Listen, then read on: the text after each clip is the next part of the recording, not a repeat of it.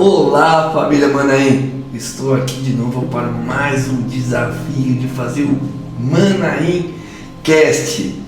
Olha, eu vou falar para você, para mim é um dos maiores desafios da minha vida fazer esse podcast. Por quê? Porque os entrevistados são demais e é um desafio muito forte quando eu tenho que levar a palavra do Senhor para você, de uma maneira limpa, de uma maneira agradável e tentar trazer tudo aquilo que está dentro de mim para você, transmitir através das câmeras, através da minha fala, através da minha dicção de voz. Então é um dos desafios mais difíceis meu e da Gláucia para fazer até você. Então faz o seguinte, você chegou até aqui e nos outros episódios anteriores eu tenho visto, a Gláucia, tenho visto que tem mais de 200 pessoas assistindo e a gente só viu 80 likes, 80 curtidas, 20, 30 compartilhamento. Que é isso, irmão? Vai lá, dá essa moral pra nós, leva essa palavra, curte, manda pros seus amigos da escola, manda pro seu amigo do trampo, manda pro seu camarada que tá ali na padaria que você vê todo dia. E hoje vamos novamente continuar o capítulo 7 e 8 do livro Até que Sejamos Um. Olha, hoje eu tô com dois irmãos aqui que eu vou falar pra vocês. Quando eu fui pra Manaim, conforme esse irmão começou a falar a Bíblia, esse foi, nossa, esse aí eu tive a chance de ir no acampamento com ele. Ele falou assim pra mim, e a gente ficou no mesmo quarto. Eu lembro muito, eu tava ali, gatinhando ali, e ele falou assim pra mim, eu decorei a Bíblia inteira. Eu falei, gente, cabra mentiroso, mas ele é crente, não é mentiroso, e não é que é verdade, eu me acompanhando, ele sabe a Bíblia inteira. E já são 10 anos. E sabe inglês, você tá pensando o quê? Então você imaginou o peso desse podcast que a gente está trazendo para você? Você sabe como foi difícil trazer esse irmão? Mas na hora que eu falei, vem pro podcast que a gente está fazendo aqui, a gente está entregando, bacana. Ele falou, é pra já. Então ele tem muita vontade de dividir com você. Então a gente está buscando, a gente está começando, a gente está se esforçando, mas a gente está trazendo pessoas que querem dividir o Evangelho com vocês. Então eu estou aqui com dois irmãos, eu vou falar do outro também. Vou dar uma dica para você. Vou dar uma dica de pai do Henrique. Você conhece o Henrique? Prazer, meu nome é Gessé, eu tenho 40 anos de idade, sou o esposo da Geisa, pai do Lucas, pai da Clara, os maiores presentes que Deus me deu, a maior riqueza, dado as guardadas proporções que eu tenho, a minha família, congrego na Manaim já por volta de uns 13, 14 anos. Só isso? É uma família que eu aprendi a amar e eu tenho certeza que aquilo que começou aqui, há 14 anos atrás, eu tenho grande expectativa que isso vai cruzar as portas da eternidade adentro. Eu sou um engenheiro mecânico, essa é a minha profissão. Eu também gosto de música, trabalho no Ministério de Louvor da Igreja e essas são as minhas paixões. Viver a comunidade, viver o Evangelho junto com os irmãos que amam a Ele, que aprenderam a me amar, apesar de mim. E é isso. Hoje eu espero que a gente aproveite esse tempo, que vamos falar de um tema extremamente riquíssimo. Que você seja abençoado. Nossa, que velho louco. João, pastor João. Edu e Gláucia, obrigado aí pelo convite, bênção demais estar aqui com vocês. Eu sou o pai do Henrique, como você disse, esposo da Márcia e recentemente dado à igreja no ofício pastoral que exerço no momento. E creio que será um tempo muito agradável aqui com vocês, compartilhando dessa leitura do Francis Chan sobre a unidade. Muito obrigado aí mais uma vez. Obrigado pelo convite. Gláucia, quais são os capítulos e quais são os títulos de hoje que a gente vai chamar os irmãos para o desafio e dividir com nós. Olá, eu sou a Gláucia, eu estou aqui em mais um podcast e hoje promete. Estamos no final, estamos no capítulo 7 e no capítulo 8. Hoje, o capítulo 7 fala requer luta. Imagina, por esse texto, você já imagina. Agora no capítulo 8 já dá uma maciada, fala, começa aos poucos. Então a gente tem muita coisa para falar desses 2 capítulos e a gente quer saber de vocês, né? Tudo que a gente vai aprender nesses 2 capítulos com vocês. 2 feras que eu admiro demais, que eu caminho nesses 10 anos e assim, tanta história que a gente vai lembrando quando o irmão está aqui na nossa frente. Gente, eu tenho que falar uma coisa que remete ao Gessé, esse entrevistado que está aqui hoje. A primeira vez que eu fui servir numa missão, ele estava lá. E a gente teve um impacto. Por quê? O Gessé, a gente chegou, pegamos as pessoas, né, que a gente dava banho, dava comida. E uma das pessoas que nós pegamos, essa pessoa vomitou na mesa. E aí, aquele impacto, o Gessé ele pegou com o braço, ele tirou o vômito da mesa, eu peguei o pano de chão, ele não lembra nem que era eu que estava ali pegando o pano de chão, colocando no balde, mas aquilo me impactou tanto de me mostrar o que era servir. O irmão ali que a gente está na igreja, domingo, todo mundo junto, e na hora que a gente está servindo o vulnerável, assim, eu aprendi muito com você. E assim, foi umas coisas mais impactantes assim na minha trajetória e foi você que estava comigo. Fico feliz, eu acho que são situações como essa que acho que a gente sempre é muito desafiado. Eu acho que situações como essa trabalham na nossa capacidade de ser parecido com Jesus em vários aspectos. No nosso orgulho, na nossa vaidade, no nosso, entre aspas, mimimi e tudo mais. Quando a gente se entrega dessa maneira, eu tenho a perspectiva de que Jesus ele deixou muito claro, de modo que tudo aquilo que a gente viesse fazer na rua, as mãos de Jesus, os olhos de Jesus, o ouvido de Jesus fosse percebido. Então, se essa experiência produziu um impacto, a certeza que eu tenho no meu coração é que você viu Jesus. Então, o Gessé fica escondido atrás da imagem daquilo que apareceu e produziu algo no seu coração. Então, isso é bom. Isso é bom e, além disso, eu vejo que o impacto foi tão significativo, não algo sentimental e vazio, que você faz isso hoje, no seu dia a dia, no seu ministério.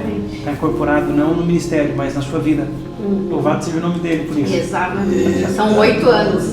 8 anos. Lembrando, né, Gláucia, que não é o final, pessoal. A gente terá a conclusão do livro. Tem muita coisa pela frente ainda. Tem muita coisa para acontecer, Aguarde. então não é final, galera. Não fiquem tristinhos, não.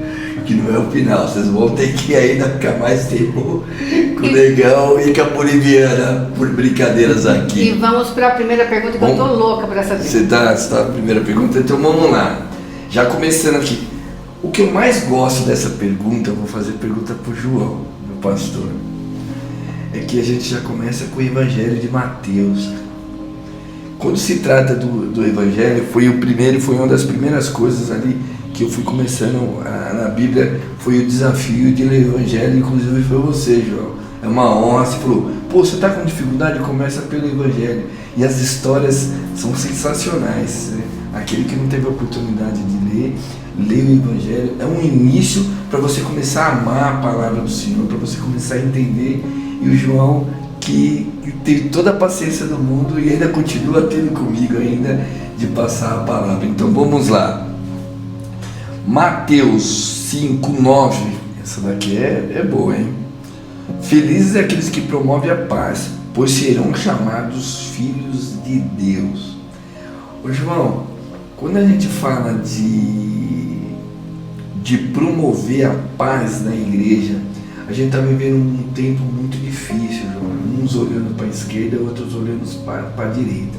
Sendo que a verdade mesmo, nós devemos olhar para o centro, e o centro é Jesus, cara. Como que a gente deve lidar com isso, João? Boa pergunta. Você fez menção aí do Sermão do Monte, de Mateus capítulo 5, E fazendo uma conexão com Francis Chan, quando ele fala desse pacificador, ele diz que esse pacificador é alguém também que é lutador, né? Que ele não é um pacificador que está estático, mas que ele vai lutar. Ele tem um propósito de luta, ele vai lutar por uma justiça, ele vai lutar contra a arrogância, ele vai lutar contra estruturas que rompem com a comunhão. Então é um caminho de como se fosse costurando no corpo, costurando na igreja tecidos que estão rompidos. Me vem essa imagem de alguém que está costurando, alguém que estivesse com uma linha tapando brechas, tapando buraco, né? E trazendo essa harmonia através da centralidade da cruz. Então, para que não haja você usou palavras que hoje são comuns na política direita e esquerda, mas não é o viés político aqui. A Bíblia também trata de não se desviar para a esquerda e nem para a direita, ou seja, há um centro que é a cruz de Cristo. Cristo é o centro. A sua morte e ressurreição é o Cristo. É o centro da mensagem salvadora. Então, esse pacificador é alguém que sempre nos relembra nos nossos conflitos, no nosso dia a dia. É alguém que sempre nos relembra que Cristo se doou, que Cristo morreu, que Cristo se entregou. E essa mensagem da morte e ressurreição de Cristo, desse amor incondicional, é uma mensagem pacificadora, é uma mensagem que traz a paz. Então, eu gosto muito de um outro texto, os textos paulinos, que Paulo começa as suas epístolas, graça e paz da parte de nosso Senhor Jesus Cristo. Então, o que ele está dizendo? Graça, é o derramada na cruz, o sangue vertido na cruz, e a paz que advém dessa graça. É uma paz que ela tem uma origem, ela se origina exatamente do sacrifício de Cristo.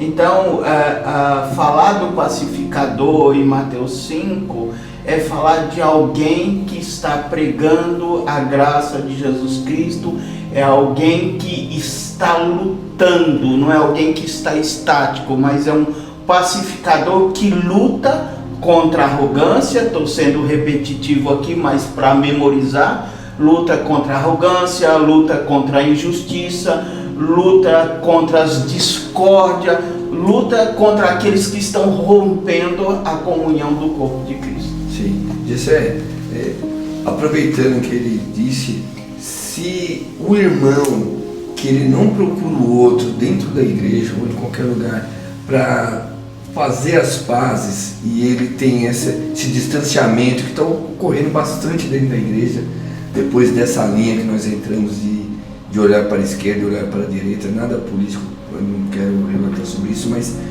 isso entrou dentro da igreja e houve uma separação. Se você não procura o seu irmão, se você não é pacificador, isso quer dizer que quanto mais longe do seu irmão, mais longe você está distante de Deus. Tem um texto em Mateus que diz, ele é muito claro do que diz respeito aos desafios dos relacionamentos que temos dentro da igreja, quando somos feridos, quando alguém fere a nossa expectativa ou quando eu magoo a pessoa. Existe um texto que diz assim: se o teu irmão tem alguma coisa contra você, se ao levar a tua oferta para o altar, você está indo para a igreja, você vai adorar, você vai lá com o pressuposto de vou ouvir a voz de Deus através de uma palavra, vou ouvir a voz de Deus através de um louvor, de um testemunho, eu vou experimentar a comunhão e a presença do Espírito Santo que é manifesta junto com os irmãos quando eles se reúnem. Se você sair com esse pressuposto para ir para a igreja e você tem algo para ser resolvido com o seu irmão e você não resolve isso, Jesus deixa isso muito bem claro. A gente tem que, antes de oferecer a nossa oferta, qual oferta? Gratidão, alegria, louvor, honra, tudo aquilo que Deus é digno. A gente vai ofertar isso a Ele. Você tem que deixar a sua oferta, ou seja, esse sentimento, esse pressuposto de que você vai oferecer para Deus, deixa de lado. Você tem algo primário que precisa acontecer. Vai lá e se reconcilia com o teu irmão. Se reconcilia com o teu irmão. Senão não faz sentido. Porque é uma oferta de tolo. Existe um texto na Bíblia que diz que existe essa possibilidade de a gente oferecer alguma coisa de maneira vã. Então é um risco muito grande. Não é uma... Quando a gente olha para a dimensão espiritual, para o corpo de Cristo, tem coisas que, para quem não está dentro da igreja, parece besteira. Mas para a dimensão espiritual, tem um impacto gigantesco. Somos um corpo, uma unidade, um grupo de pessoas que se identificam por uma pessoa, que chamam o único Deus de Pai, que tem dentro do coração um único Espírito, que vivem para a honra, para a glória e louvor dele. Então, se existe um conflito entre essas duas pessoas, existe sim um sério indício de uma enfermidade espiritual, algo precisa ser resolvido ali. Existe sim um distanciamento de Deus. Eu vou talvez uma condição bem longa, assim, exagerada para algumas pessoas, mas eu diria que sim, porque aquele que ama a Deus, que conhece a Deus, que quer honrar e servir Ele, que minimamente está lendo a Bíblia lá, tomando notas e falando, puxa vida, isso aqui faz sentido, isso aqui faz sentido, isso aqui não entendi, Deus vai me ajudar a entender, eu vou colocar isso aqui em prática. Quando ele trombar com esse versículo, ele vai ver que algo está errado com a vida dele, ele precisa se reconciliar. Não existe um braço direito vivendo em rebeldia e não querer assunto com o braço esquerdo. O olho direito se recusando a olhar para o mesmo lugar que o olho esquerdo olha. Eu pegando um gancho nisso que você está falando, na minha pergunta está assim. A gente tem um adversário. E esse adversário, ele vem impedindo a unidade da igreja. Não é o objetivo dele, então assim, o objetivo dele é acabar com a unidade da igreja. Então ele planta discórdias, tá aí, né, acontecendo. O que eu quero colocar para você? Ele tá no nosso meio, a gente não pode negar isso. Eu coloco assim, como a gente vem buscando, como você vem buscando essa justiça, misericórdia e fé para lidar com as situações no corpo de Cristo. Como eu digo isso para você? Exemplo, imagina você na situação do Salomão, que fez justiça, né? Então eu costumo dizer que existe a justiça falsa e a justiça verdadeira.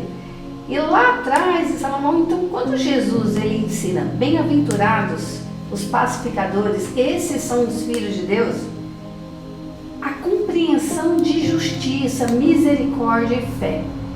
Como nós estamos atuando na prática para sermos chamados de filhos de Deus? Como que você atua quando você é chamado para uma situação como essa? Sabe, tipo, eu não digo, as pessoas confundem muito, sabe, Gessé? Pacificador e negociador. Às vezes as pessoas estão negociando coisas e não estão pacificando nada. Então eu queria muito assim que, como nós fomos chamados para ser pacificadores, estamos sendo assim na prática, no dia a dia, nas nossas pequenos grupos, a igreja em geral. Você que é líder dali do louvor, é um pequeno grupo grande, né? Eu diria que você tocou num assunto assim que ele é minimamente complexo, o suficiente para a gente aprofundar em vários aspectos. Mas o que eu digo é o seguinte, quando a gente pensa, eu concordo 100% naquilo que o pastor ele trouxe e colocou na mesa. Existe um aspecto que talvez, se a gente colocar essa camada, soma e adiciona valor na compreensão desse assunto pacificador. Existe a ideia de que a ideia de pacificador não tem a ver com ausência de conflitos. Existe um estado de rebeldia e de guerra. Éramos inimigos de Deus. E agora esse estado de rebeldia e de conflito foi resolvido. Deus ele me olha e agora eu não estou mais na condição e na posição de inimigos de Deus. Bom, esse é um ponto importante. O próximo ponto é, se existe alguém que é um modelo supremo e absoluto que a gente deve fixar os olhos e tentar copiar a todo custo, é Jesus. Ele era o supremo, ele era, é e sempre será o supremo modelo de pacificação. Agora veja, ele teve que lidar com situações pesadas e difíceis. Aquele que carregava a bandeira branca da paz teve que lidar com fariseus, com pessoas que usurpavam o significado da justiça, da equidade, que usurpavam e roubavam o conceito de fé, o conceito de equidade, eu diria, usar esse termo. Então, esse que carregava a bandeira da paz teve o momento adequado de levantar sua voz e fazer oposição contra aqueles que eram os principais opositores da saúde espiritual daquele tempo. Trazia confusão, bagunçava tudo. Então, onde eu quero chegar com isso é o seguinte: existe um momento em que aqueles que levantam a bandeira da paz têm que levantar, junto com a bandeira da paz, outras bandeiras.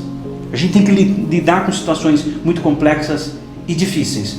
Bom, como que eu lido com alguns... Deixa eu trazer alguns exemplos práticos aqui para vocês. Consegui listar algumas coisas, lendo o livro, vendo alguns argumentos lógicos que o autor ele vai tratando. Bom, orar antes de confrontar alguém. A gente está falando de situações muito difíceis e complexas. Orar antes de confrontar alguém. Ao longo da minha trajetória, eu tive que confrontar várias pessoas em vários aspectos. Só que quando a gente lidar com assuntos complexos, e às vezes não tão complexos, existe uma dimensão espiritual. Existe uma batalha em que o nosso adversário, ele sabe que nosso objetivo é promover a paz. E sem medir esforços, ele vai semear tudo aquilo que ele pode para colocar a semente do conflito.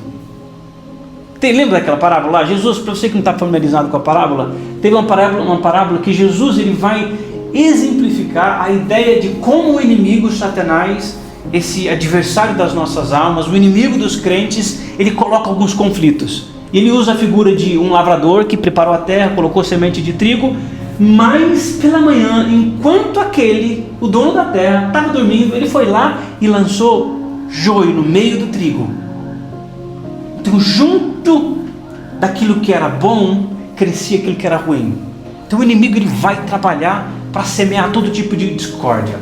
Talvez um pensamento que vem na nossa mente, talvez um pensamento de discórdia, de oposição, desejos de talvez ter o seu argumento, a sua lógica, a sua razão como a última palavra final, e a pessoa se torna fechada, cria uma barreira. Então, nesse momento, nós que somos embaixadores da paz, precisamos ter algumas estratégias. Saber que existem alguns caminhos que não é a lógica e a razão, não é a evidência e as provas que a gente vai apresentar quando a gente olha nos olhos de uma pessoa.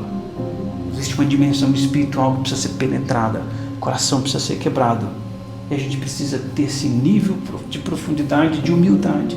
Deus intervém, seja o mediador aqui, toca no coração dela e me ajuda a colocar a palavra adequada, de modo que ela me compreenda. Porque às vezes eu falo e a boa intenção, a flecha da intenção sai da minha mão, mas ela interpreta tudo errado.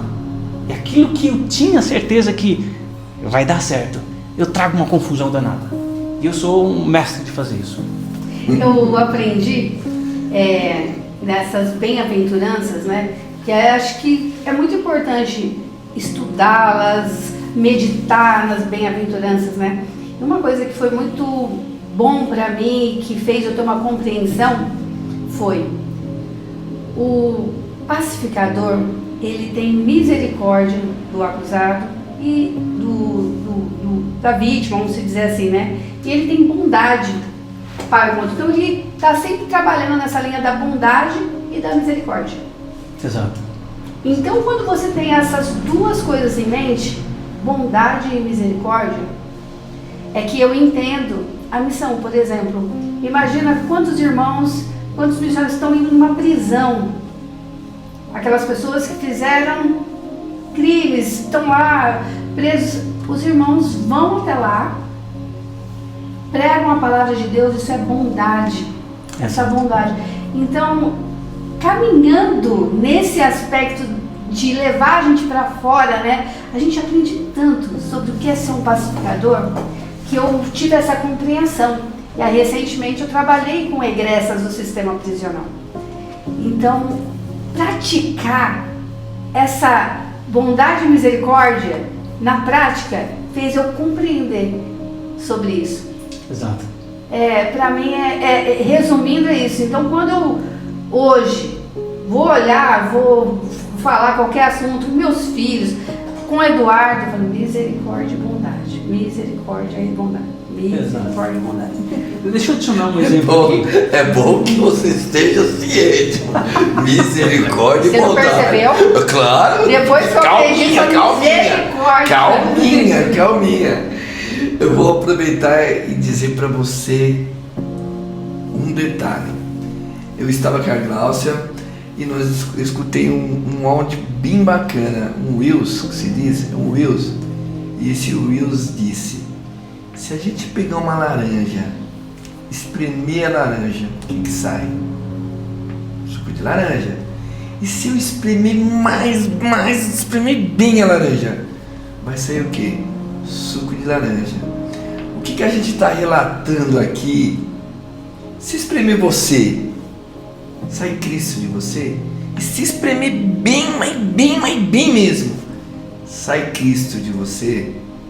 É isso que a gente está tentando passar para vocês. E é isso que a gente está aprendendo aqui com os irmãos. Como que o Cristo sai de você para os desafios? Então, é uma das coisas que é a separação da igreja. Aquele irmão que reclama, você não gosta do cara e senta do outro lado. Mas como o Gessé disse, vou lá e canto louvor com muito amor. Não, tá errado.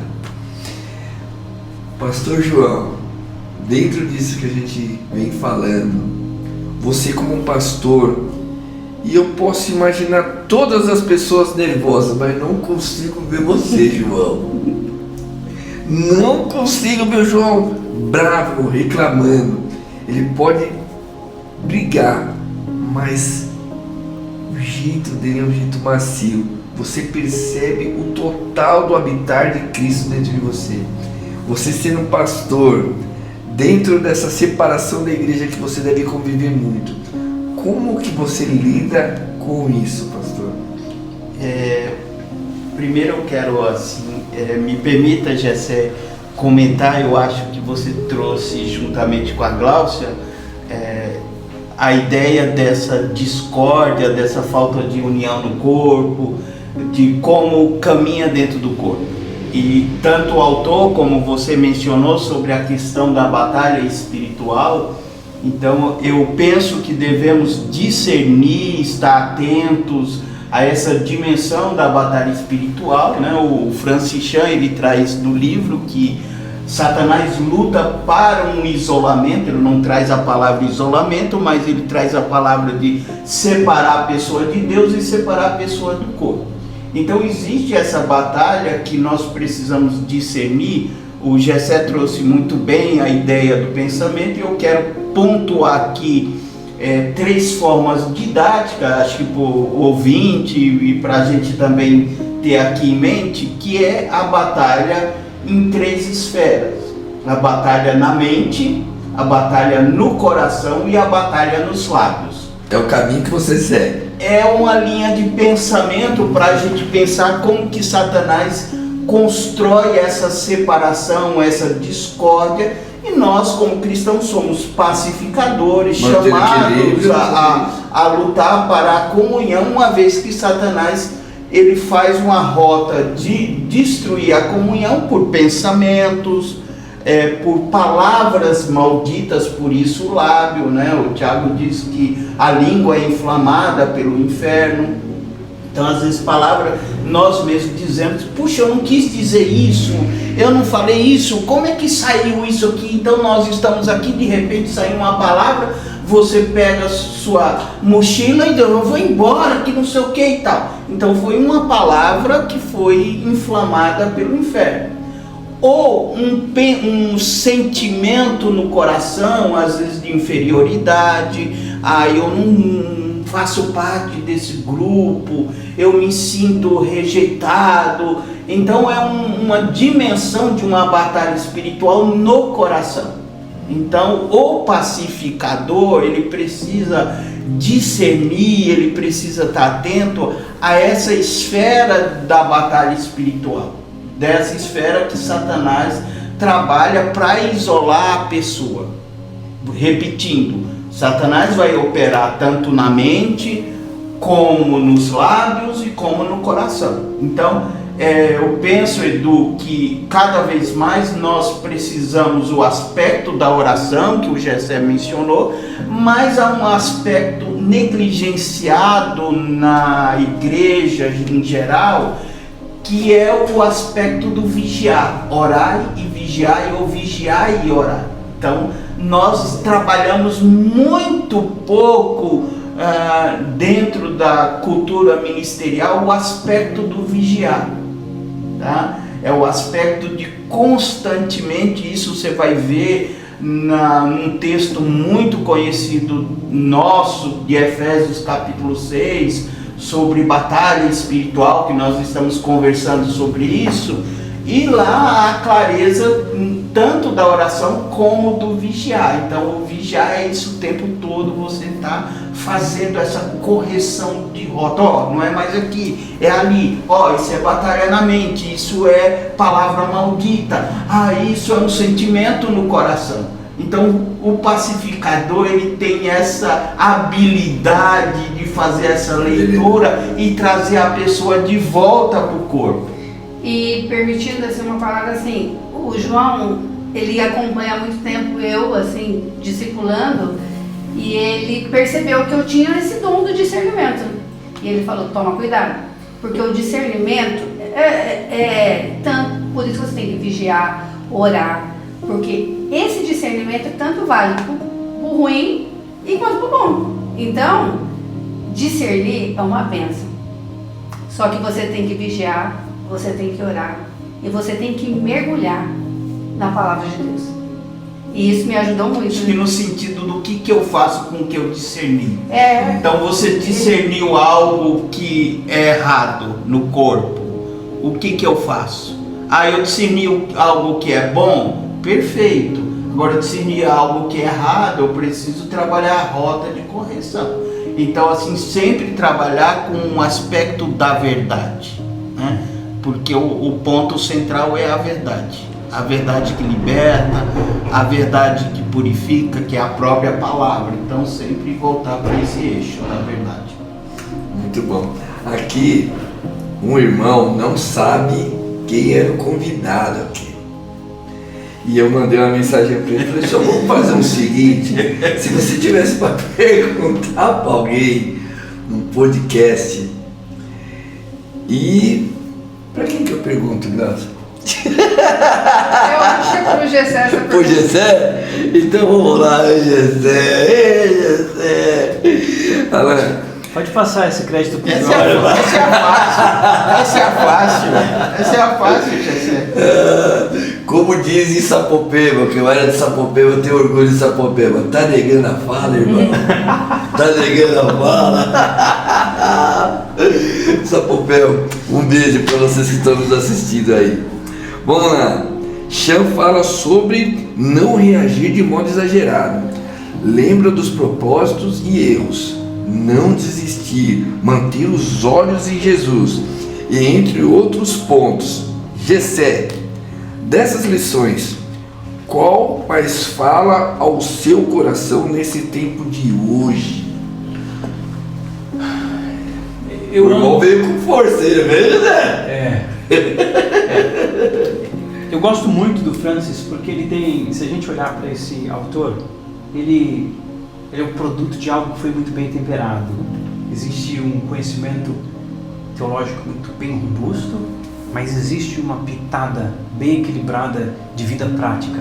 Então ele coloca aqui situações da vida que ele passou, várias situações, mas de todas elas, a que mais ressoa no meu coração, sem dúvida nenhuma, é fixar os olhos em Jesus, manter os olhos nele. Ele vai apresentando algumas situações de como que a gente deve lidar diante de cenário de luta, de perseguição, e Enfim, fixar os olhos em Jesus, eu acho que esse princípio, ele nunca envelhece. Desde o primeiro dia que Jesus subiu aos céus, até o dia em que o arcanjo tocar a trombeta, esse princípio, ele permanece. E esse princípio, ele vai cruzar a eternidade adentro. Vai existir um objeto de adoração, de conforto, de deleite para a alma de todos os santos, que é olhar para Jesus, se admirar de tudo que ele fez. E a gente vai ter a eternidade inteira para contemplar e ficar extasiado quem Jesus é, quem o Pai é e como o Espírito Santo estava com a gente.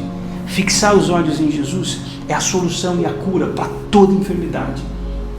Um dos grandes desafios que a gente tem hoje é manter os olhos fixos nele. O nosso coração sempre é atraído.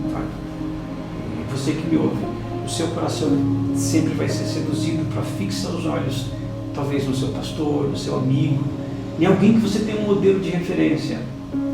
E facilmente você vai se ferir. Olhar para uma pessoa e esperar que você não se fira é o mesmo que você imaginar que você vai mergulhar no oceano. Nossa, aprendi isso com o João numa padaria, ele falando, eita João! É imaginar que você mergulhe no oceano e não se molhe. É imaginar que você corre com um balde cheio de pólvora em um dia de chuva de faísca. Porque todos os relacionamentos e todas as pessoas são passíveis de falhar. Não só a gente é passível de se frustrar das coisas que estão lá fora, mas também a gente vai se frustrar, a gente vai diminuir a força, a velocidade, a intensidade da fé se a gente fixar dentro da gente os nossos sentimentos, os nossos medos. Em resumo, existe um único lugar que é o Porto Seguro. Fixa os seus olhos em Jesus. Se você não ouviu nada daquilo que a gente disse hoje, recebe com carinho esse conselho. Você que assiste a gente, talvez está sofrendo com dor, com perca, com desilusão. Alguém de alguma maneira feriu, quebrou a expectativa, te violou de algum modo. Fixa os olhos em Jesus. Isso tem sido terapia para minha alma. Eu encorajo que seja para você também. Que bênção. Eu vou aproveitar, João, e fazer uma pergunta para você, né, João? Eu vim de uma coisa pessoal minha que tive desilusão. A pessoa acreditou muito em mim, achou que eu poderia atingir algo, né? E infelizmente não era o que foi prometido, mas era o momento de eu mostrar Cristo e eu acabei decepcionando essa pessoa, talvez de algum modo. Até hoje eu não descobri como reatar uma situação dessa. Já pedi perdão, por mais que minha cabeça não processe, João, que era algo para me pedir perdão, mas eu tinha a sensação, por ser um filho, um dever, por ser filho de Deus, por entender a verdade de Cristo, eu deveria pedir perdão para Ele. Não posso negar para você, João e Gessé, eu pedi um perdão daquele jeito. Isso é um modo de achar que a graça está afastada de mim, João, é uma pergunta bem pessoal. É isso. E outra coisa, incrível que pareça, João e Gessé, muitas pessoas vêm em mim perguntar o que eu faço com aquela pessoa que me magoou. Parece que Deus, eu não sei se eu posso usar essa palavra assim, é um pouco até meio forte, que Deus traz as pessoas com esse mesmo problema que eu tive, para dar cura para eles, sendo que meu coração ainda estava quebrantado e eu pedindo cura para Deus sobre aquilo que eu perdoei alguém com um sentimento não tão bacana.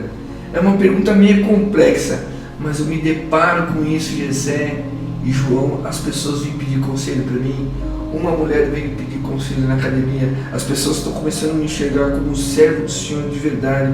A pessoa, eu quero fazer isso, e eu aconselho para as pessoas não agirem daquela forma, que não é um modo legal. E só que depois, quando eu estou sozinho, eu falo, e eu? Como que se lidar com isso? Isso é uma forma também que o Francis prega aqui, é um formato de separação também, João? Eu vou até pegar um mês porque a pergunta é muito baseado nisso. Você fala assim, o que precisa mudar na sua vida oculta para que a unidade que você tanto deseja seja algo visível, né? Nossa, sério? João 15, do 4 ao 5, de permaneça em mim. Resumindo um pouco assim, para vocês entenderem, a companheira Eduardo, ele é uma pessoa, vocês conhecem, extremamente feliz, extremamente... conta comigo, irmão, isso e aquilo. As pessoas tendem a criar expectativas. É como se eu crio expectativas sobre você. Criar uma expectativa sobre o João. Quantas pessoas criaram expectativas em cima de você? E a culpa, eu coloco assim, a culpa não é tua. A expectativa é do outro. E a Bíblia ela é muito clara com a gente. O justo, ele não se justifica. E aí ele está nesse processo que eu creio que Deus trabalhando mesmo nele, mesmo assim, que eu acho que faz parte mesmo da caminhada cristã. E aí o João pode trabalhar mais para vocês entenderem um pouco. É um ponto muito bacana, sim. Primeiro, obrigado por você abrir o seu coração. Acho que você abriu vários irmãos com você abriu o coração aqui. Pelo que eu entendi, me corrija se eu estiver errado, mas você está falando do conceito de perdão. Isso. Então, o conceito de perdão, ele começa a partir de uma compreensão, se você tem uma compreensão de que Cristo perdoou você. Então, quem era o Eduardo segundo as Escrituras? Mortos nos seus delitos e pecados, distanciado da graça. Então, hoje o Eduardo é um embaixador da reconciliação. Você é um embaixador. Por isso que as pessoas enxergam em você uma alta patente. Você é o embaixador de um reino. Então, você não é uma pessoa comum. Você tem um sorriso, você transmite paz, você transmite alegria, que não é de você. É de alguém que que te perdoou. Então você precisa se apropriar do perdão de Cristo. Então me parece muito na tua fala que você não se apropriou desse perdão. Então quando você se apropria desse perdão, você perdoa o outro, ensina outros a perdoar. Jesus conta uma parábola de um servo que foi perdoado de uma dívida, mas ele não soube perdoar o servo dele. Então, porque ele não teve uma compreensão de que o seu senhor o perdoou de uma dívida. Então, assim, me parece que nesse momento é mais você ter compreensão da verdade do perdão. Então, conhecer a fundo esse perdão. Então, uma vez que você conhecer a fundo esse perdão, você vai tomar posse da sua identidade. Então, um conselho pastoral que eu te dou, aqui fica para os nossos ouvintes também, é pegar a epístola de Paulo aos Efésios e fazer duas perguntas, ler toda a epístola e responder quem eu sou e o que eu tenho em Cristo Jesus. Então, Paulo, de uma maneira bem didática, vai responder na epístola o que eu sou e o que eu tenho. Uma vez que você se apropriou dessas verdades, tanto em Efésios como em todas as Escrituras, você vai exercer o seu ofício de embaixador com maior clareza, com maior profundidade. Eita glória! Tá vendo? A gente veio para falar do livro, a gente aproveita já com o pastor, já aproveita com o Gessé e faz pedir aquele aconselhamento. É muito bom esse livro, porque ele faz você pensar em tantas coisas assim. Então, eu recomendo a todos que estão vendo esse livro, não deixa de ler o livro, porque ele te faz crescer tanto, né, Gessé? ele te faz você fazer tanta reflexão sobre você. Você chega falando assim, poxa, eu estou num caminho que não é. E é legal que o Francis ele faz as críticas sobre ele, e você se coloca no lugar dele e você começa a falar, poxa, eu também sou assim, né, Gisele? Isso é sensacional. Só que ao mesmo tempo que ele faz críticas sobre ele busca a solução para melhorar. Então, ao mesmo tempo ele cobra, ao mesmo tempo ele dá um tipo de solução que você pode adotar também. Vocês enxergam essa mesma visão dentro desse livro? Sim. O que eu mais me admiro com o Francis é que existem muitos problemas complexos. E eu não vejo ele colocando ele tendo a pretensão de prescrever um remédio que vai curar tudo aquilo que a igreja ao longo de 2000 anos não resolveram, porque são complexos. Ele, com muita maturidade, com muita sabedoria, com base na experiência pastoral, na lição que a vida ensinou, não simplesmente a escola, não simplesmente o bacharel, ou doutorado, ou a academia ensinou, mas a vida foi lapidando ele. Então existe essa medida de muita sabedoria, quando ele vai sugerir uma lição, ou pelo menos ele sugere que o ouvinte pense sobre isso. Eu acho que um dos maiores desafios do autor, de todos os autores, é conduzir aqueles que estão se debruçando sobre um livro a fazer um processo de auto-investigação, de sondar o coração. Porque no final das contas, quando a gente fecha a página de um livro e vai fazer alguma outra coisa, se aquele livro não me leva a um processo de auto-verificação, onde que eu preciso trabalhar na minha alma, no meu caráter? E quais as áreas da minha vida que ainda estão bagunçadas, que eu preciso colocar as coisas no lugar? E ele tem essa capacidade muito assim, gentil, muito doce. Ele não usa um tom de voz na escrita dele autoritário, prepotente. Sim. Para impor algo, né? Ele dá para imaginar, lendo o livro, imaginando ele falando. Do lado contando para nós, né? E assim, eu acho sensacional assim, tudo que ele coloca no livro, né? E ele tem uma parte, aqui todos nós somos casados, né? E ele fala assim, ele quer colocar uma pergunta assim: se alguém olhasse para o seu casamento e para a sua relação familiar, veria evidências de Cristo? Como essa visão se conecta com a unidade no corpo de Cristo? Baseado em 1 Timóteo 3, que ele coloca assim, eu achei assim, quando você está lendo esse livro, lendo essa parte, você fala, como que as pessoas têm visto o meu casamento? Como que as pessoas têm visto a minha vida familiar? Eu creio que assim, ler esse livro com os olhos assim, e para nós que estamos nesse desafio, é uma leitura um pouquinho mais profunda, porque eu acredito que Deus mandou justamente numa hora em que a gente tá com essa mentalidade de transformação de dentro para fora, sabe? É onde a gente fala sobre, conhece realmente esse Deus que tem tomado conta do nosso ser, da nossa casa, dos nossos filhos, das nossas amizades, no nosso ambiente de trabalho, na nossa vida total, sabe? Então, quando a gente vive isso, é uma coisa que a gente tem, não é que tomar cuidado para fazer, não, é um viver mesmo. É todas as pessoas que entrarem dentro da nossa casa, sentirem essa presença de Deus, sabe?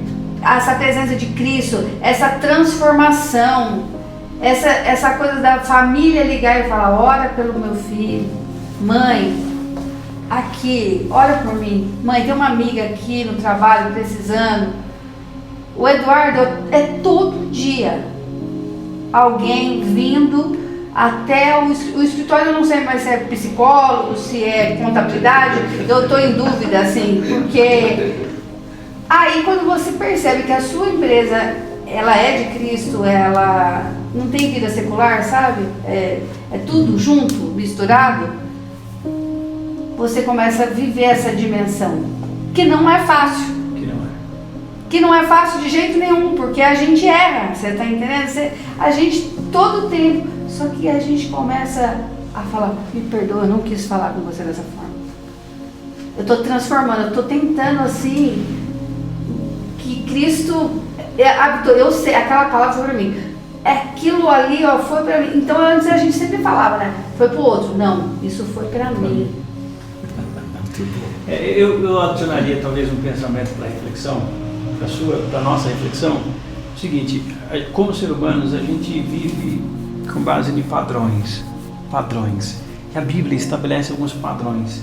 E o padrão supremo de comunhão, ele é expresso na Trindade. A gente, nos capítulos anteriores, o próprio Francis Chan estabelece qual que é o modelo supremo de comunhão, de unidade. E esse modelo é o Pai, o Filho e o Espírito Santo. Mas existe uma imagem parecida com essa também.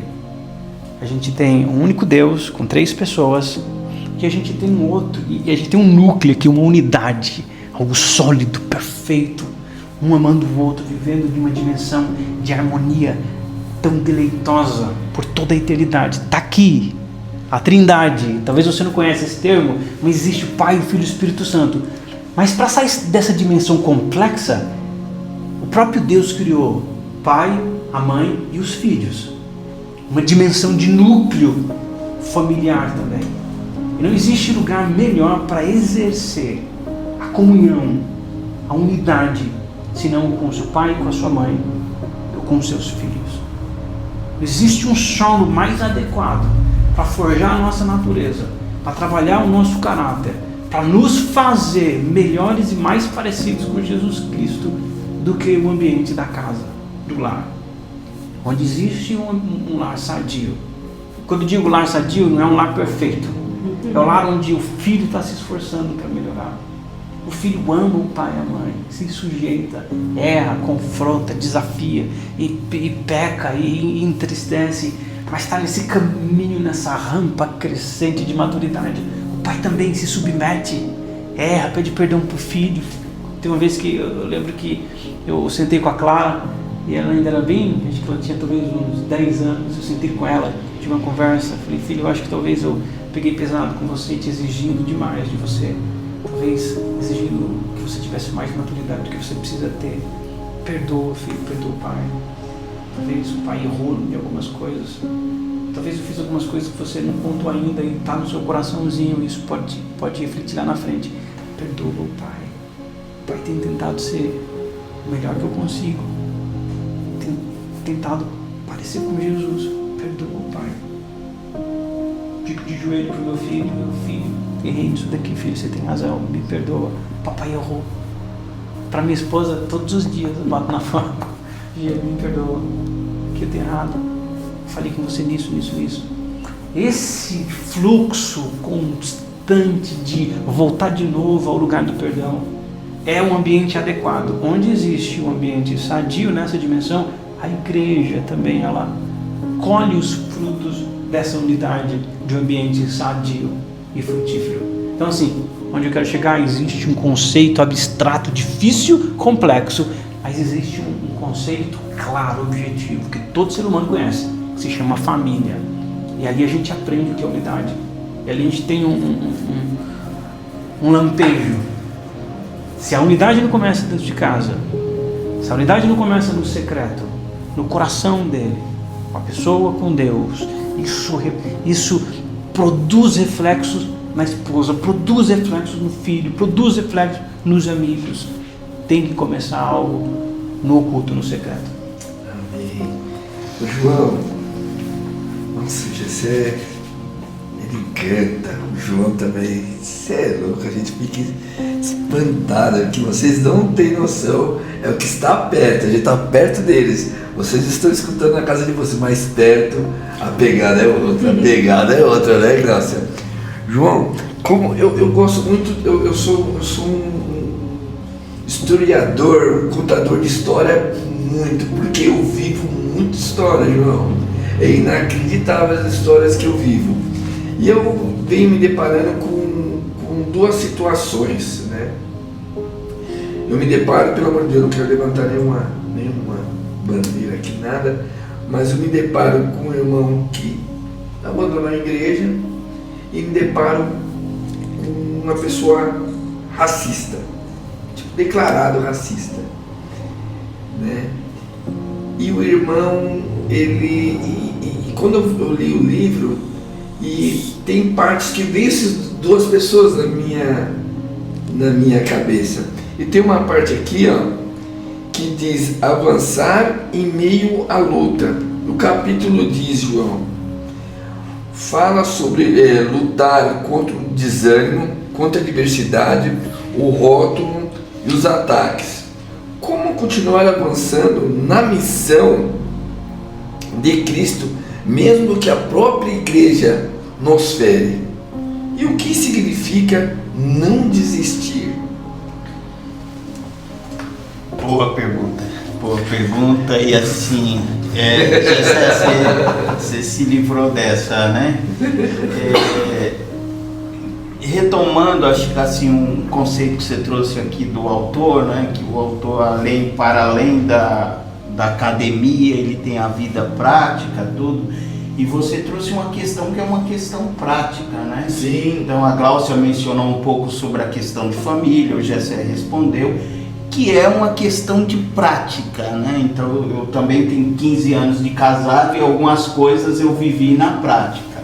E aí você me traz uma pergunta relacionada ao outro, com questões com o outro, e como conciliar, e como trabalhar uma unidade, como buscar unidade, se o outro não é cristão, pregar o evangelho para que ele reconheça que ele também é filho de um pai amoroso, bondoso, que ele faz parte da família, né? Se ele é um que está cego, né? Vivendo uma cegueira espiritual, então precisa ser feita uma abertura de olhos através da proclamação do Evangelho. Mas de um outro lado, eu estou aqui, eu penso que a gente precisa trabalhar uma dimensão do amor de Cristo.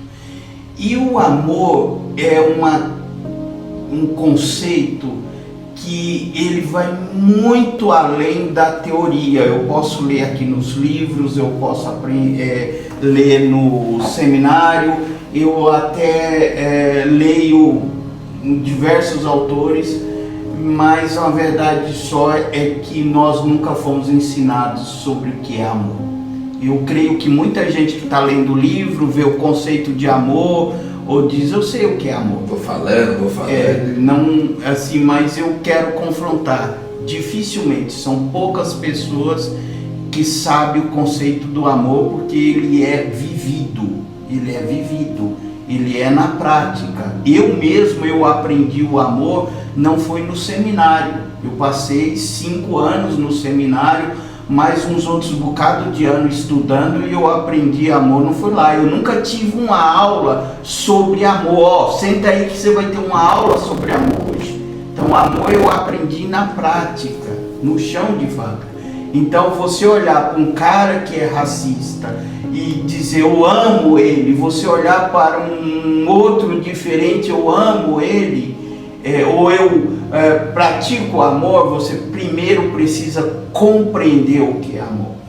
Então, alguns erros que nós cometemos em relação ao amor, eu gosto sempre de, meu jeito professoral, me perdoe, mas sempre de pontuar alguns tópicos. Então, nós praticamos muito o amor na troca. Então, se ele me oferece, eu ofereço. Se ele não me oferece, eu não ofereço. É o amor na troca. Ou nós também trabalhamos o amor na expectativa. Então eu espero, eu vou entregar isso, eu espero que ele traga isso, isso e isso.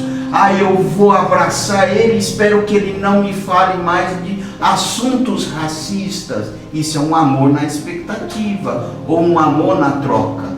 Ou nós projetamos no outro uma dimensão de amor que ele não pode nos oferecer, que é um amor que só Cristo pode nos oferecer. Então eu coloco o outro numa posição de Deus.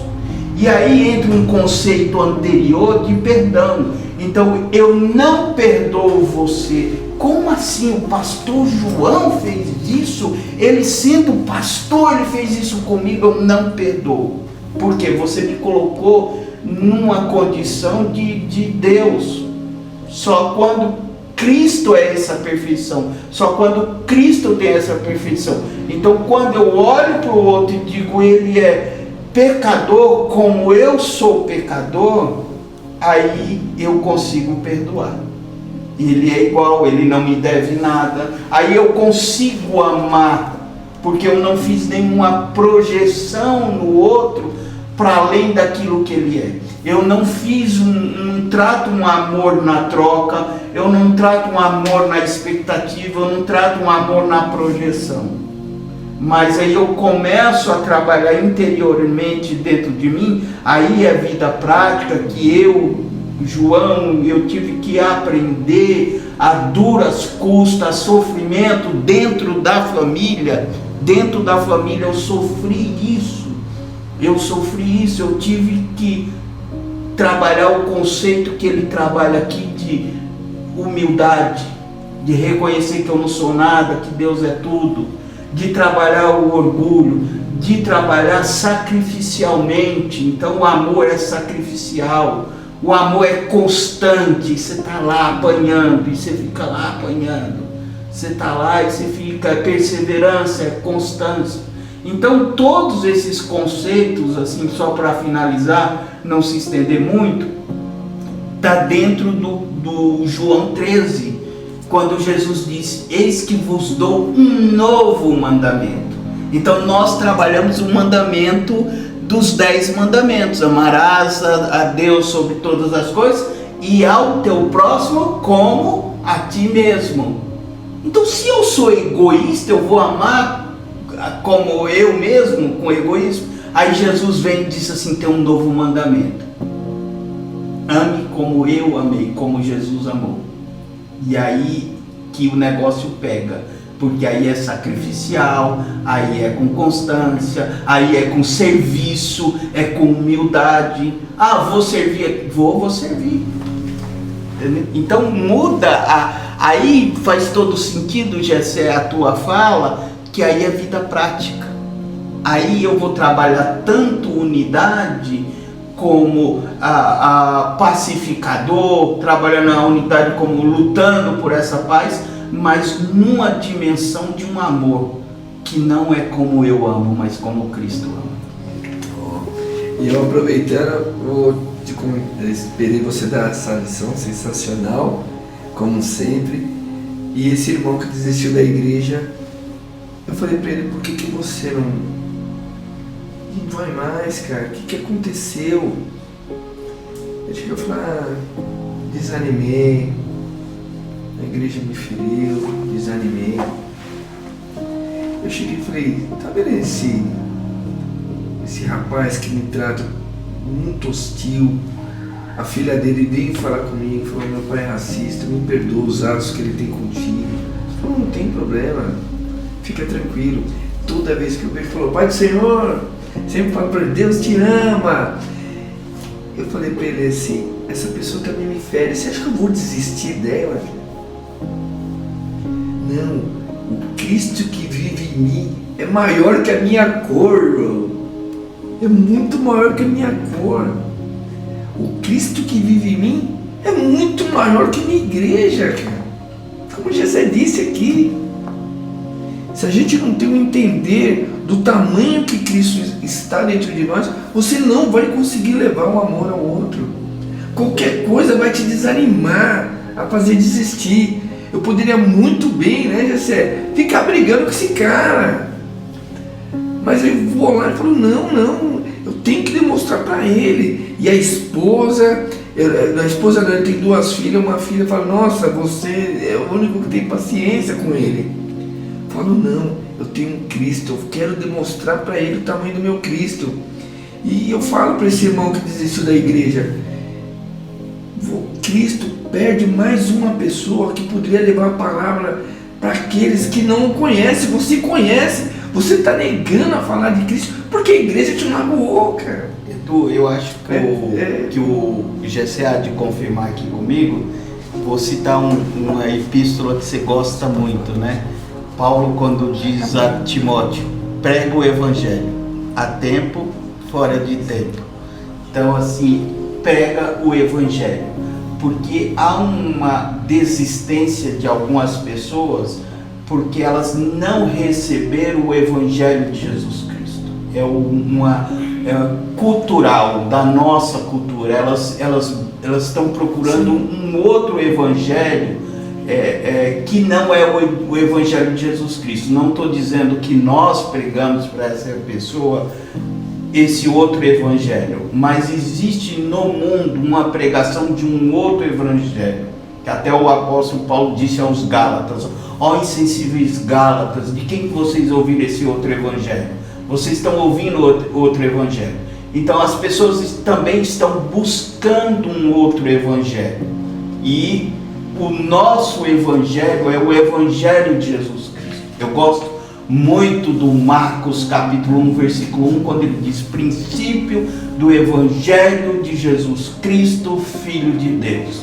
Então Marcos está dizendo: eu não vou trazer aqui outro evangelho, mas eu vou trazer o evangelho de Jesus Cristo.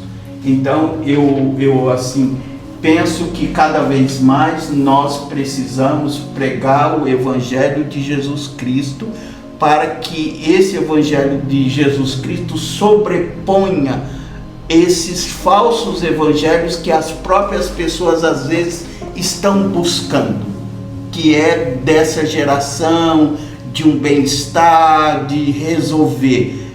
Há uma palavra que está em moda, é o resolver. Então, em qualquer área você vai no profissional, traz aqui que eu resolvo. Não é essa? Você é do mercado empresarial, sim. Você sabe que os clientes amam essa palavra resolução, e às vezes as pessoas vão no evangelho buscar essa resolução,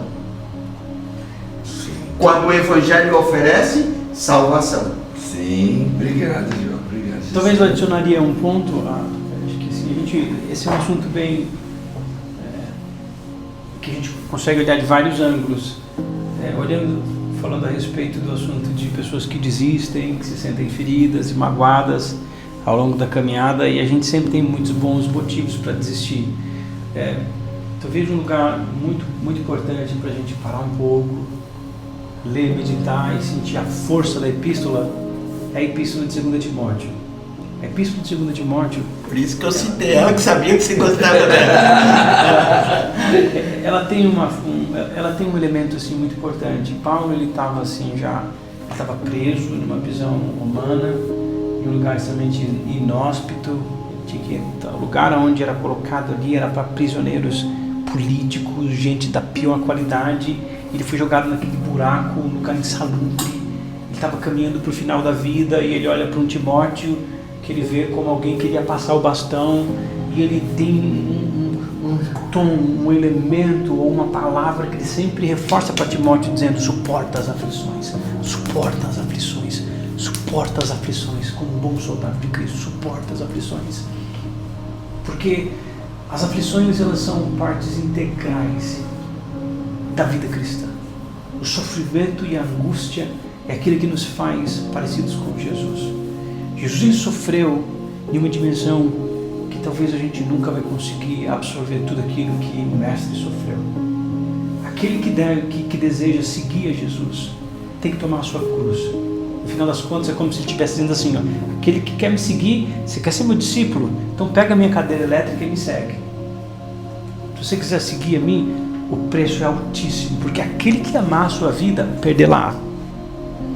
Então, existe uma dimensão do Evangelho que é uma dimensão extremamente sacrificial. Porque Jesus, ele não vendeu um produto, entre aspas, estou dizendo isso com o risco de ser mal entendido, ele não vendeu um produto e não contou tudo aquilo que tinha nele. Ele deixou muito claro que a gente seria perseguido. Tem um texto de 1 Pedro que diz assim: irmãos, não vos alarmeis com fogo ardente que arde no meio, que arde dentro de vós, com o objetivo de vos provardes.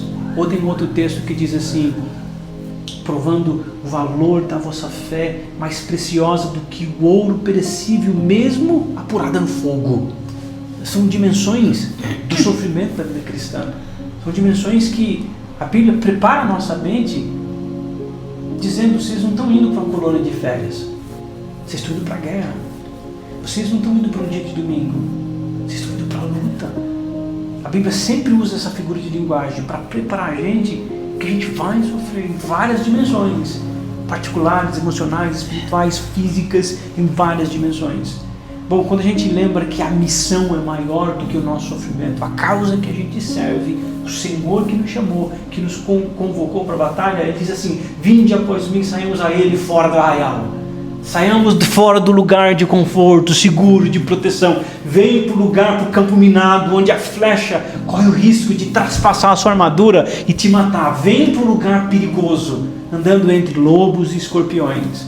A gente tem grande risco de se ferir. Eu acho que talvez essa mensagem do sofrimento, da angústia, da luta, da renúncia, talvez é algo que a gente precisa ouvir nos dias de hoje. Ela me permita te interromper um pouco, mas assim, para a gente dialogar aqui, voltamos um pouco no livro, no capítulo 3, quando ele trabalha a questão da mensagem, da proclamação da mensagem, do Evangelho. Foi bem pontuada essa sua fala do sofrimento, porque assim, há um evangelismo nosso, como igreja brasileira, o que eu quero chamar aqui de o evangelho da boa notícia. Nós pregamos o João 3,16, porque Deus amou o mundo de tal maneira que deu seu único filho para que ninguém pereça, mas todos tenham a vida eterna.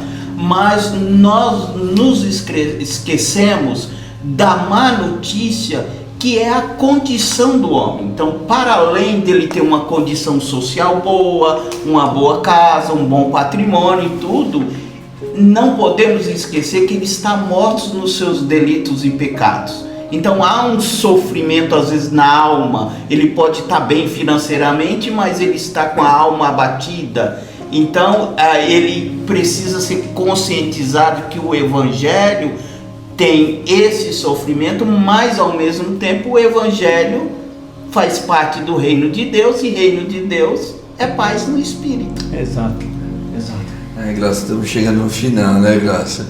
Você ficaria mais uns 2 dias com os dois aqui? Olha, só na resenha boa? Eu não vou me cansar de dizer. Esse tempo de mesa tem sido maravilhoso. Tem mostrado essa unidade entre nós. E eu quero desafiar, assim, a gente ter mais esse tempo. Eu quero desafiar essas conversas, são muito saudáveis. A gente tem essa correria, mas a gente precisa saber como que o irmão pensa, como que o irmão tem vivido o Evangelho, que eu acredito que a unidade está nesse ponto. E assim, se você ficou com gostinho de quero mais, espera. Tem muito mais pra gente falar desse livro. Ele só assim, ó, como o capítulo, começando aos poucos. Eita, a gente bombástica! vai começar aos poucos. Então, espera. Tem muito mais pra gente. Eu vou fazer uma pergunta para vocês dois, cada um vai responder olhando para aquela câmera que as pessoas estão ansiosas. Então vamos lá. Se nossos ouvintes saíssem desta conversa com apenas uma mudança prática em suas vidas, qual seria o conselho de vocês? Nossa, quer que eu pergunte de novo? Porque o negócio é forte, hein, João? Vamos lá! Não faz essa cara de gatinho xereque, não! Vamos de novo, hein? Não faz essa cara aí, onde está o óleo, viu, José? Vamos responder. Se nossos ouvintes saíssem dessa conversa com apenas uma mudança prática, qual seria o conselho de vocês? Bom, eu sugeriria que você fixasse os olhos em Jesus. Tira os olhos das pessoas. Tira os olhos da sua comunidade, do seu pastor, dos irmãos, daqueles que te feriram. Concentre o seu coração na cruz de Cristo. Olha para o Mestre. Devota a sua vida a Ele. Sofra por Ele. Seja injustiçado por Ele. Esse é o maior de todos os tesouros que a gente pode carregar. Um coração que carrega a certeza de que o meu alvo, meu objetivo, meu norte, meu tesouro, a minha riqueza, tudo que eu tenho está nele. Se você tiver que mudar alguma coisa, alguma rota na sua vida, fala, bom, talvez eu me desvie um pouquinho do mestre. Meu coração foi atraído pelos encantos desse mundo. Volta de novo para ele.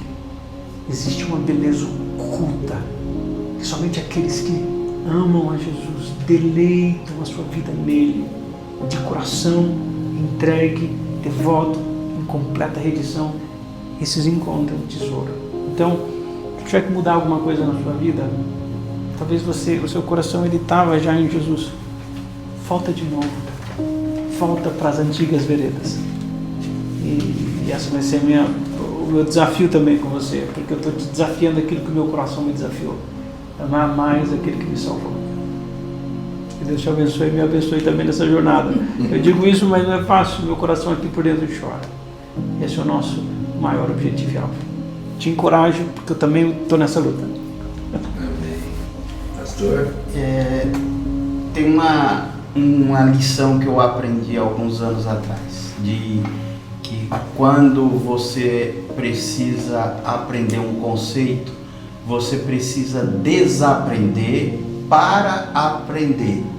Então eu desafio você a desaprender tudo que você sabe sobre amor, mergulhar nas Escrituras, orar e pedir ao Espírito Santo que traga uma nova revelação do que é amor, não segundo os seus conceitos, o meu conceito ou de qualquer outra pessoa, mas segundo o que as Escrituras diz. Mergulhe fundo e depois de que você compreender a partir das Escrituras o que é amor, peça força, peça graça do Espírito Santo para praticar a cada dia o que é amor. Obrigado, pastor. Essa é uma das palavras mais lindas. E o seu nome é bem justo, né? Que João era o pastor amado, era o pastor do amor, né? Era o apóstolo do amor. Muito bom. Gláucia, olhando para aquela câmera. O que eu desejo, assim, esse último capítulo falou assim, requer luta. E é luta mesmo. Então eu quero que você não desista, como aqui, em nome de Jesus, Jesus me ajudando, eu não vou desistir. E assim, é isso que eu desejo para todos nós. Que a gente sempre comece aos poucos e que a gente, assim, não fuja dessa luta e caminhe com Cristo. Cristo é o nosso alvo. Eu, primeiramente, quero agradecer muito, muito aos nossos pastores líderes, pastor Ricardo, pastora Vânia, pela oportunidade de estar aqui, pela oportunidade. Eu vim para apresentar o programa, mas eu tive a chance de sair com aulas e aulas de pessoas sensacionais. Eu conheço os irmãos da igreja, eu convivo com os irmãos da igreja, mas estar aqui face a face com eles foi coisa que me transformou demais. Obrigado a você também que teve paciência comigo. Eu percebo em alguns vídeos meu português errado, eu percebo que às vezes falo mais alto, mas a minha entrega foi genuína para você. Eu te garanto, foi genuína. Eu sou isso, eu sou esse jeito mesmo assim, rio à toa, também choro à toa, mas esse formato de rir foi um dos frutos que mais despertou em mim, que é a alegria. E eu continuo falando para você, eu vou fazer um desafio para você, irmão. A gente está com quantos lotes lá já? Uns 300 livros lá, uns 400 livros. Eu vou fazer um desafio para você. Você, irmão, um desafio, vai. Você consegue. Pega esse livro, compra um livro, vai lá na igreja, sai do seu lugar. Não é para você dar para aquele seu amigo do lado, não. É para você pegar um irmão que você vê todo domingo na igreja, mas sequer você sabe o nome dele. Vai lá, entrega para ele e fala: irmão, quero dividir esse livro com você, eu quero te dar de presente. Como é teu nome? Eu queria estar próximo de você, eu quero ser um com você. Família Manaim agradece. E estamos chegando ao fim de mais um episódio Manaim Cast. Obrigado!